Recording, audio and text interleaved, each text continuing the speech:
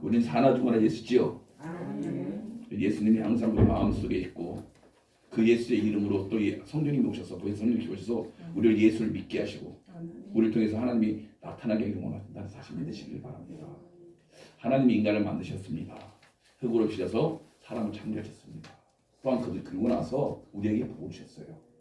성경 보면 창세기 21장 27절에 보면 하나님이 그들에게 복을 주시며 그들에게 이르시되 생육하고 번성하여 땅에 충만하라.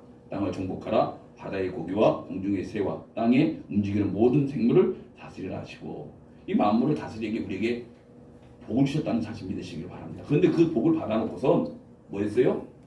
무슨 짓을 했어요? 아담이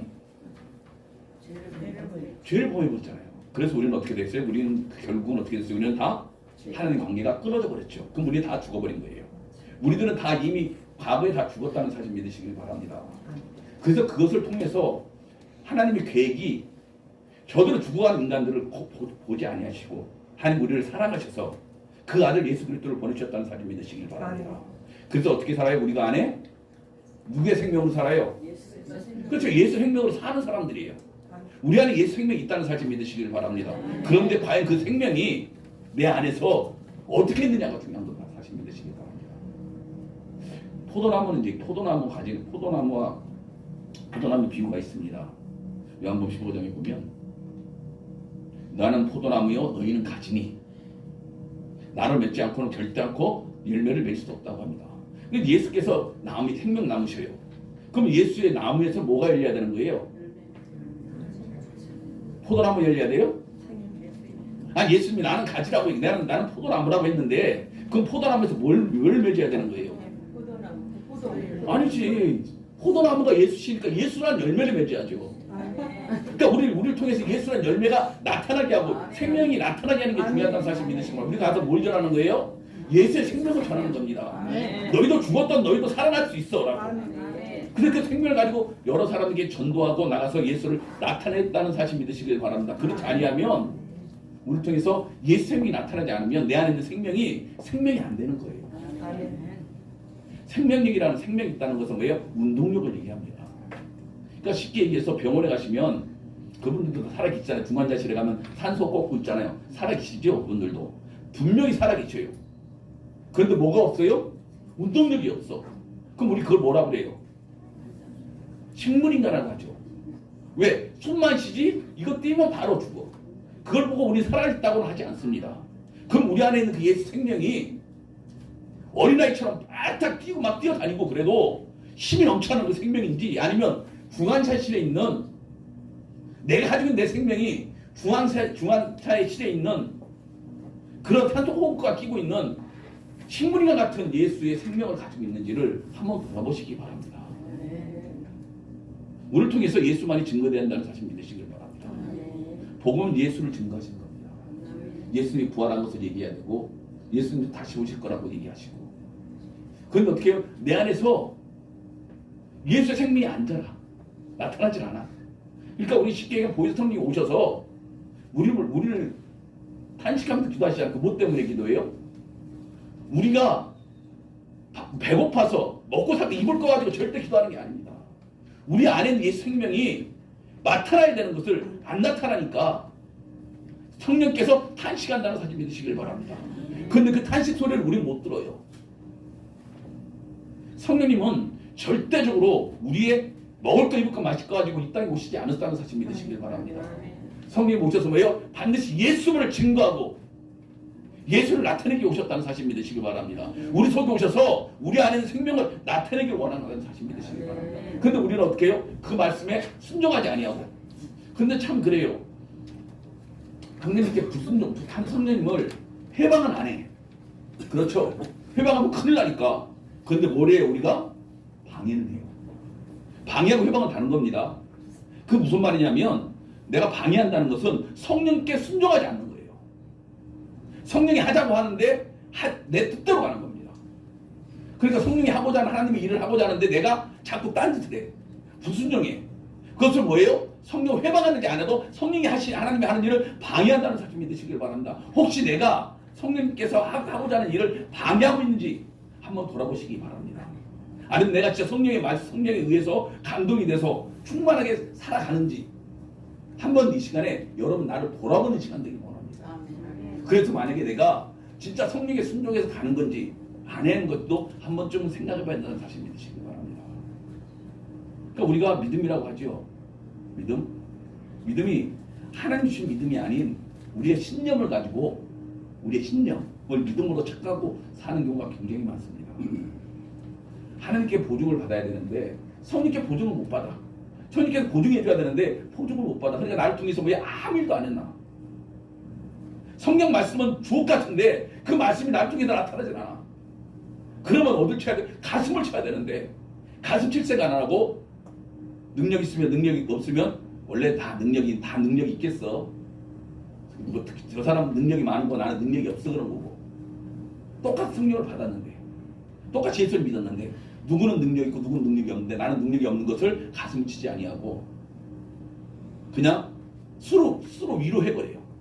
뭐 그럴 수도 있지. 나는 은사가 달라. 나는 그들처럼 그 은사 쪽이 그쪽이 아니야. 난 그냥 한 말씀으로만 그냥 해. 그리고 스스로 위로하시는 여러분들 지금 되지 마시길 바랍니다. 그것은 뭐예요? 그것은 잘못하는 거예요. 왜냐하면 하나님 말씀은 살아있습니다. 내 안에 하나님 말씀이 들어왔으면 나를 변화시키고 나에게 능력이 나타나게 돼 있습니다. 안 나타나는 것은 내가 말씀에 순종하지 않든지 성령을 해방하든지 성령을 방해하든지 아니면 내게 능력이 아예 말씀이 없든지 그러니까 우리 속에 생명이 없는데 있다고 착각하는 건지 예수와 믿으면 생명이 있습니까? 아니에요. 예수의 피와 살을 먹지 아니하면 예수의 몸과 살을 피를 먹지 아니하면 우리는 생명이 없다고 했습니다. 그럼 분명히 여기 말씀에서 예수를 믿는다고 할지라도 생명이 없는 사람이 있다는 얘기 없다는 얘기예요. 있다는 얘기죠. 생명이 있다는 얘기. 생명이 없는 사람도 있다는 얘기예요. 이것은 예수를 믿는 자들에게 얘기합니다. 그들에게 뭐예요? 너희 안에 예수의 피와 살을 먹지 아니하면 너희는 생명이 없어. 그럼 분명히 성경에 생명이 없는 사람도 있다는 겁니다. 모양만 있지. 그렇지 않습니까? 예수의 하나님이 우리 안에 들어와 있죠. 그렇죠?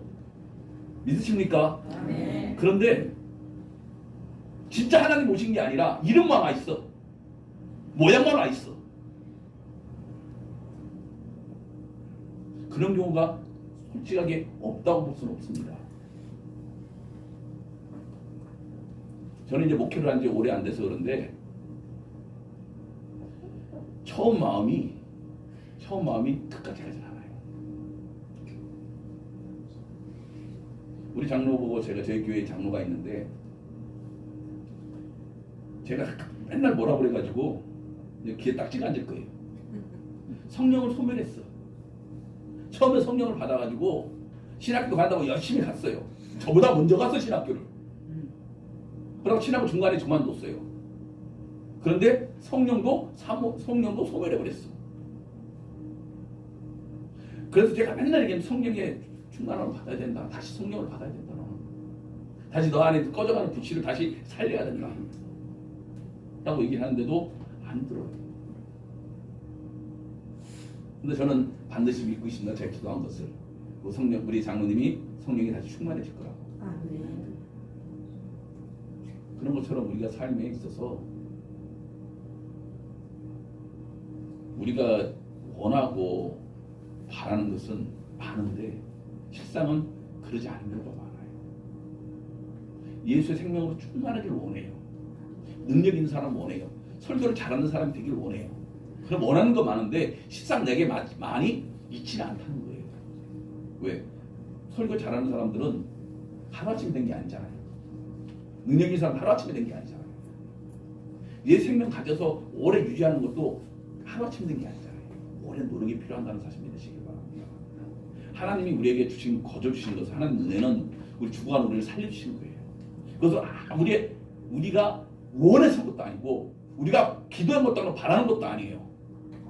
하나님께서 우리를 사랑하셔서 2000년 전에 그 사랑한 아들 예수 그리스도를 죽여서 그를 통해서 핏값으로 우리를 샀다는 사실 믿으시길 바랍니다. 그것은 우리가 그렇게 해서 가는 게 아니라 거저 받은 겁니다. 그것도 하나님의 은혜라는 사실 믿으시길 바랍니다. 그럼 우리는 그 하나님의 은혜를 아는 자들이에요. 알면 어떻게 해요? 하는 은혜를 할 수 있어요. 은혜를 갚아야 되는 거 아닙니까? 근데 갚으라니까 뭘로 갚아요? 맨날 헌금으로 갚아, 봉사하는 걸로 갚아. 그것이 아니라 우리 안에 생명을 갚으시라는 사실 믿으시길 바랍니다. 쉽게 얘기해서 어떤 자녀가 이제 어떤 젊은 부부가 자녀가 있었어요. 딸이 있었는데 갑자기 병이 걸려서 죽게 됐어요. 그런데 그가 이제 그 어린 아이가 생각했던 게 뭐냐면 자기의 장기를 나눠주고 싶다 라고 어머니한테 얘기를 해가지고 그럼 이렇게 하자. 그래갖고 눈과 심장과 간과 여러 부박과 그것을 그 다른 사람에게 주고 그 딸은 죽었습니다. 그런데 잘 봐요. 그런데 그 부모는 그 어떤 이제 자기의 눈을 기증받은 사람을 자기 딸이 보고 싶으니까 눈을 이렇게 보고 싶은 사람을 만나고 싶어 해요. 그래서 찾아갔습니다. 아이고 그동안 잘 계셨습니까? 제 딸이 보고 싶어서 그 눈이라도 좀 보고 싶다고 얘기하는데 눈을 안 보여준다고 그래요. 내 거니까 안 해요. 그 딸은 이미 죽었고 이건 내 거예요. 이걸 떼서 줄 수도 없고 보는 거 저도 기분이 안 좋아요. 그냥 돌아가십시오. 그 부모의 마음이 어떻겠습니까? 얼마나 마음이 아프겠어요. 그것처럼 우리한테 우리가 왜 예수 생명을 지켜야 나타내야 되냐면 마지막 때 주님 앞에 가서 내 생명을 보여줘야 돼요. 하나님께서 우리가 얼마나 이뻐서 찾았어요. 안 그렇습니까? 제가 이뻐갖고 보겠어요? 여러분 이뻐봤자 얼마나 이쁘겠어요? 하나님 보시기에. 근데 왜 우리를 가장 귀하게 여기냐면 우리 안에 누가 있어요? 예수가 있다는 사실 믿으시길 바랍니다.